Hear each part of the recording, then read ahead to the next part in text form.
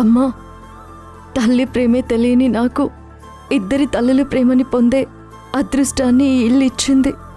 ఇదే నా దురదృష్టం అవుతుందని కూడా అనుకోలేదమ్మా.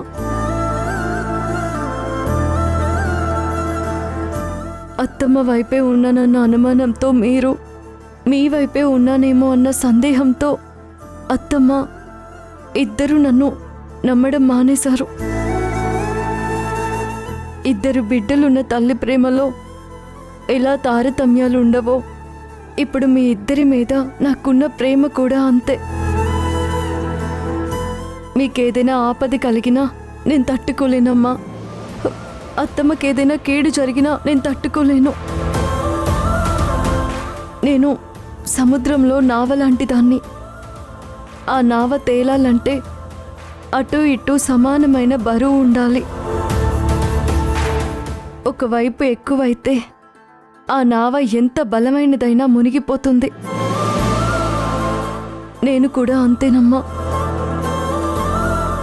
మీరు ఒకవైపు, అత్తమ్మ ఇంకొక వైపు, ఇద్దరూ ఉన్నప్పుడు నేను నిలబడగలుగుతున్నాను, నేను తేలగలుగుతున్నాను.